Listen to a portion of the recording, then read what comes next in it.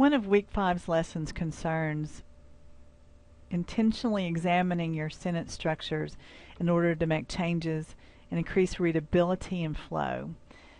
And what we're going to do is employ a chart as a diagnostic tool so that you can literally take a writing sample that you've done, break it down into its parts, and see how effectively you're putting your sentences together. In this folder, you have a link to a Word document that contains a sentence style analysis chart. Now, you may elect to complete this chart actually in Word itself and type in your answers, or you can certainly print it and fill it in manually if you like, but realize that you are going to have to turn in the chart. You're going to have to upload it to the Dropbox along with a paragraph that you choose and any revisions you make to that paragraph. So you will at the very least need to be able to scan it back in if you do choose to print it off and do it manually.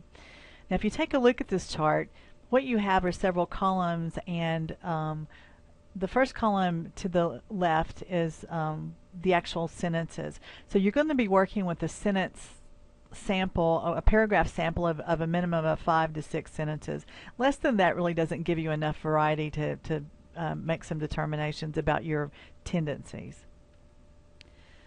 This activity builds on the reading assignment that you had in week 4, reviewing parts of speech and sentence styles. And so hopefully you've done that reading, and if not, you can certainly refer in your Kirshner-Mandel handbook to those chapters that discuss parts of speech and that discuss different types of sentences. So to get started, the first thing you want to do is to choose a sample paragraph from something that you've written. It can be for this class, it can be for another class, but here are the guidelines. It needs to be at least 5 sentences, and I've actually left room for 6 sentences on the chart. The sentences, by the way, should be consecutive. It shouldn't be one pulled from here and one pulled from someplace else, because part of what you want to look for is the way that you're grouping those sentences together and the words that you're choosing in which to create them. The paragraph sample should contain no dialogue, and it also should not be taken from a research paper that has direct quotations, because what you want is a sample of your writing. The second thing you want to do is to take this paragraph and copy it into a Word document so that you can submit it with the chart. And once again, because we are using the Dropbox, it will have to eventually become one document. So you'll have a paragraph, you'll have the chart, and then you'll have any revisions that you make to the paragraph after you complete the chart. Third, number each of your sentences. So go through and literally just number them. I mean, you don't necessarily have to actually write them on there, but I find it helpful to do that because I'm a visual person, so it really just helps me to see the visual.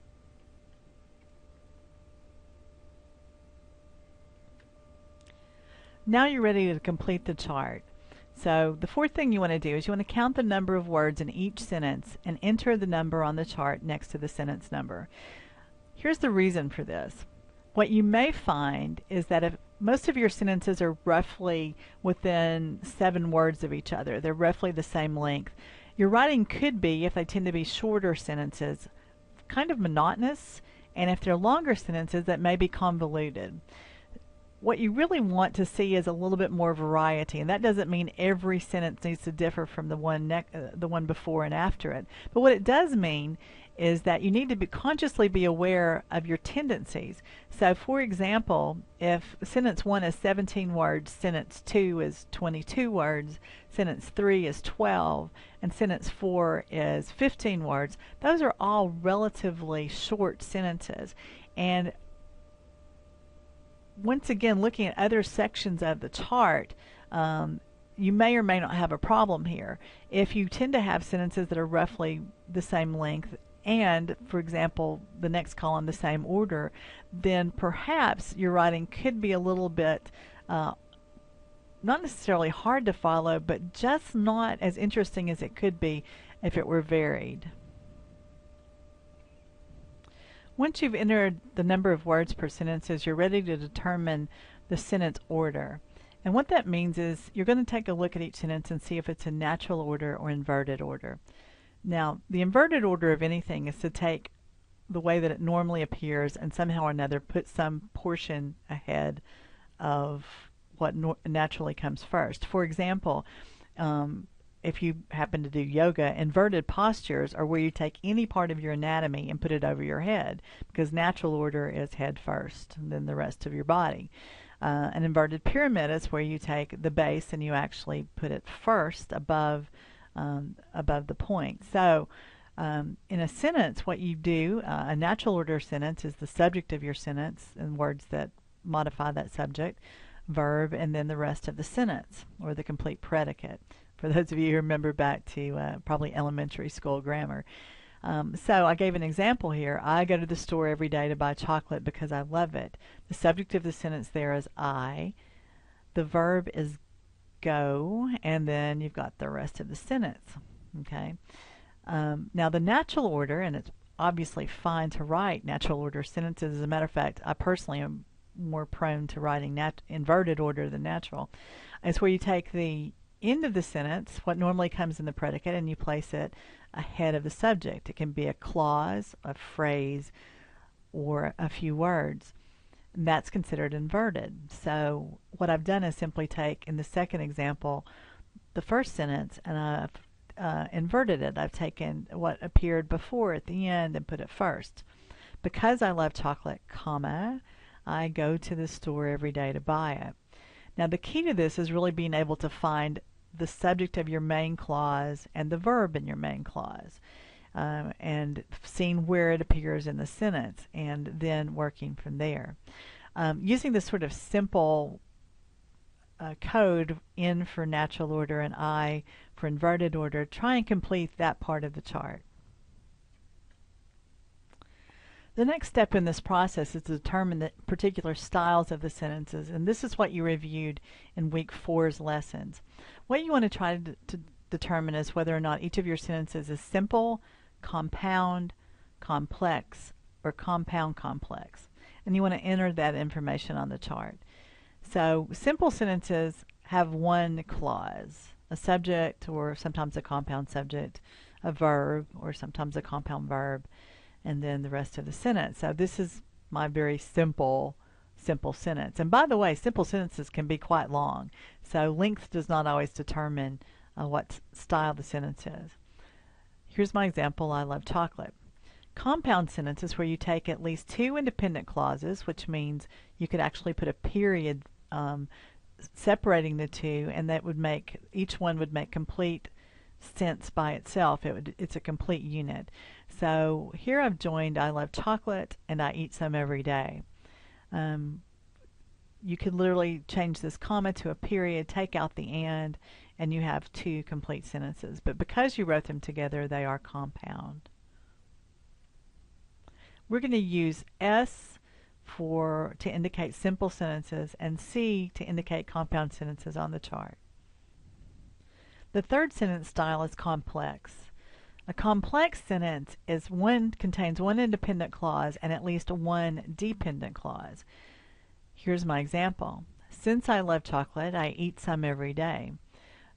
Because notice that both have subjects, both clauses, both have verbs, but this word since actually makes this a dependent clause. Were we to put a period right here, there, it doesn't make a complete thought. Since I love chocolate, it is dependent for this independent clause to make complete sense.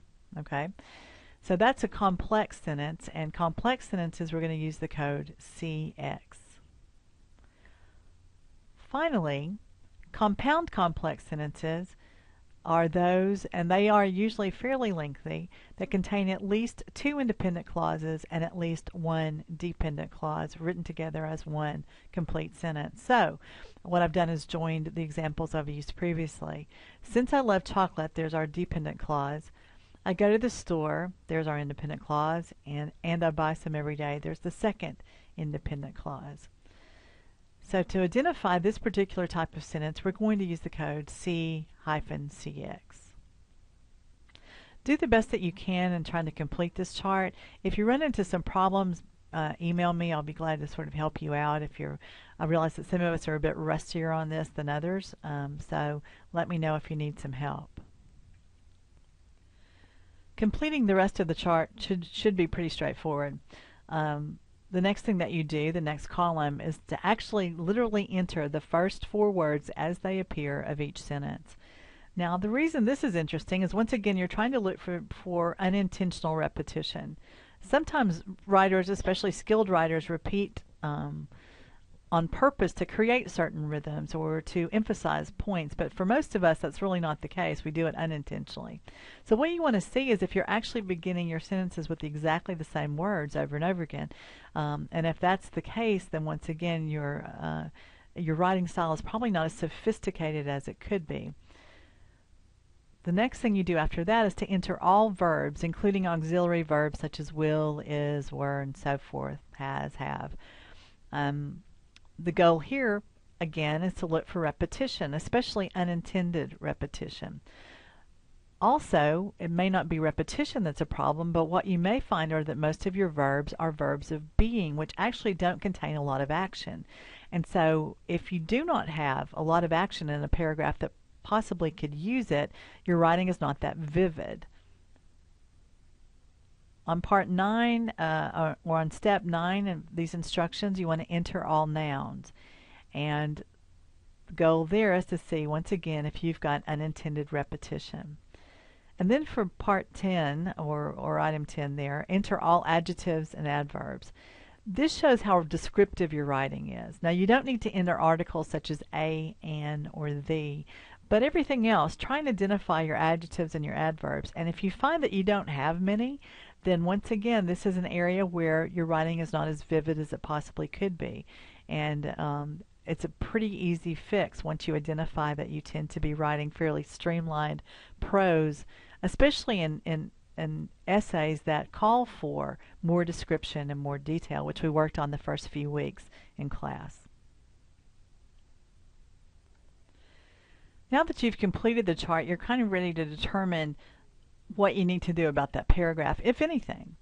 Perhaps your writing style is already fluid and graceful and varied and interesting, and the chart will show you that. And if there are no changes really that you need to make, then just simply submit the chart with the original paragraph.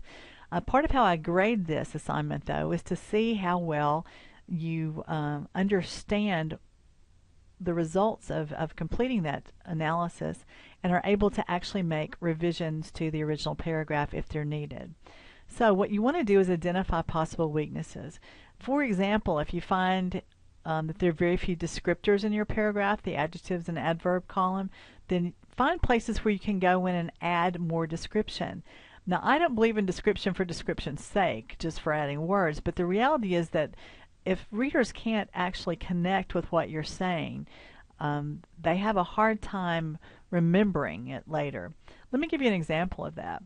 If I were to ask you to picture a red car in your mind, and that's all I said, then you are free to fill in the blanks. Anything that you think of, a red Lamborghini, the red Honda Civic you owned 5 years ago, a red Mustang comes up quite frequently when I do this exercise in class.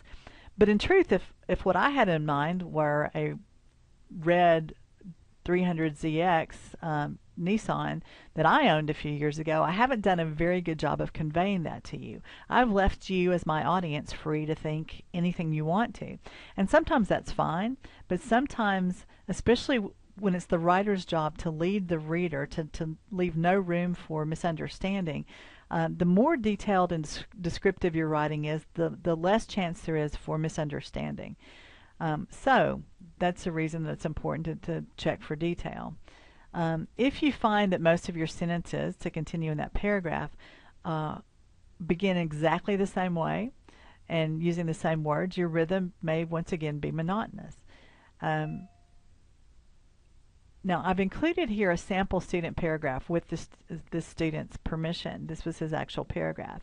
And what I've done is, on the next slide, I've actually done an analysis of this paragraph, and then I've shown you the changes that he actually made to improve it based on his findings. Taking a look at the chart, if we go through each of the columns, pretty much what we're going to find, I would say the sentences basically are a little, they're roughly the same length, and this may be a problem. especially if there's no variety in these next two categories. Now, fortunately, he does have some variety. He has inverted, and once again, the goal is not to have natural inverted, natural inverted. That can often be as artificial as anything else. But the goal is to mix it up a little bit. You should never have more than 3 sentences in the same order unless you want to create a certain rhythm intentionally. Because what natural order does is actually create sort of a beat-like rhythm. And if you read work aloud that's all natural order, you'll see that that's true. A lot of times in fiction writers will use a lot of natural order sentences together, especially shorter ones, to convey movement, like rapid movement, sort of a certain beat to that rhythm. So if you read aloud, you can actually catch that. If you mix it up a little bit, however, and he does have an inverted sentence here as his fourth sentence, what you'll find is that the writing doesn't call attention to itself at all. Each sentence tends to move a bit more smoothly into the next one. So first possible problem area, I would say, would be this number of words, and that's an easy fix. If you tend to write fairly short sentences, it's very easy to combine them. As a matter of fact, there are exercises in the book, in our Kirshner-Mandel handbook, that walk you through how to do this, how to subordinate sentences or coordinate them, how to put them together. And I'll call attention to that sentence chapter for those of you who might find those exercises beneficial. But all you have to do is join a couple of related sentences together to make one longer one. If you find that your sentences, and we haven't really discussed this, but if you find that your sentences tend to be much longer, there's nothing like including a short one in the midst of several long sentences for effect, because what that does is it breaks it down for the reader's eye and makes the paragraph easier to follow. And often that one sentence does call attention to itself, so it can be used to emphasize a point. So that's a suggestion. Now, when we look at the style of his sentences, what we find is he's got some variety, several simple sentences here, but once again, let's just use the guideline of no more than 3 in a row of the same type of style. And so he's got some variety here. I might suggest that this first 4 words category indicates there might be a problem, because you just have I very close to the beginning of the sentences in the first 3 sentences. So you might want to take a look at revising that. Under verbs, one of the things that I might say here is he is repeating the same verb in 2 sentences close together. That's not necessarily a problem. A reader may not notice that, but there are also other ways to say the same thing. He does have several verbs of being, but once again, this is only 5 sentences, so that may not be a problem. And he does have some action. Placing, spending, and moving are verbs of action, and saying. So overall, this may not be a problem. Key nouns, I think the thing that should stand out is the fact that he's repeated this word several times, and there are other ways to say that. Or he can combine a couple of these sentences and get rid of the use of one of these words. And also in descriptors, not a lot of description here. He's got a few. Often, by the way, is an adverb, as is usually, as is jokingly. And if you don't remember this from your review from last week in the reading assignment, you might want to take a look again. My is also, it's a possessive pronoun that's used as an adjective here in several cases. So that might be an area too that he needs to look at and perhaps revise. The next slide will show you the changes that he made to this paragraph. One of the most effective ways to see the effective changes I think that this student made would be to look at both paragraphs and actually read them aloud. I've included in this folder a document that has his original and then his revised paragraph. And what I would suggest to you is that if you read the first paragraph aloud and then his revision, you will see that there's much an enhanced flow to the second paragraph, to the revised paragraph, and then also there's a lot of concrete detail that he's included that gives you something as a reader to visualize, to connect to, and that I would suggest it is these details that you would remember later having read it. Details such as, especially in this middle sentence here, football, basketball, camping, swimming, hiking, grilling out, hanging around the house. He's actually bringing to life this idea that he spends a lot of time with other people outside of his home. So this is an effective, I would think, revision to what he had before. Also notice that he's inverted the first, he's mixed it up a little bit more. He's inverted the first sentence. No, actually that's natural order, my bad. Second sentence is natural order. Third, fourth. I think you can tell from the paragraph on this slide that he made significant changes to the original. And one of the most crucial, I think, was that he included more specific detail through the use of adjectives and varied nouns and so forth. You notice that he doesn't repeat the same words a lot.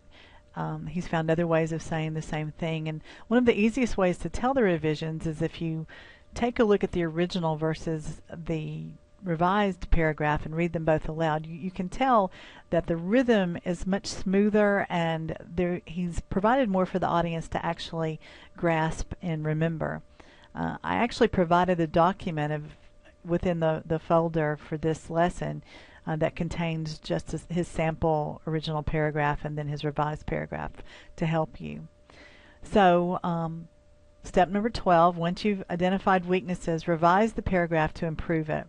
And then you want to type the revised paragraph on the same page as your original. Now, you may find that after you do the chart that your writing is already varied and interesting and fluid and sophisticated, which is what the analysis will show, and you may not need to make any changes at all, or perhaps just minor ones, and that's fine. Do realize that one of the ways that I'm going to, or the main way actually that I'm going to evaluate this activity when you turn it into me in the Dropbox is by how effectively you use the information in the chart and knew how to make the revision to the paragraph. Now, please remember that I'm always available should you have questions, so please email me those questions and I'll be glad to help walk you through it if there are parts of this that you don't understand. But this activity actually has been very beneficial for many students to actually sort of look at their tendencies in terms of putting sentences and paragraphs together and to consciously make changes. And sometimes it's just as simple as combining more sentences and making them a bit lengthier, or shortening very, very long sentences if there's a possibility of the reader kind of getting lost in the information with too many sentences in a row that are very long. So please let me know if you have trouble with this activity. When you finish, you do need to save it as one document, the chart, the original paragraph, and then any revisions that you made, and upload it to me.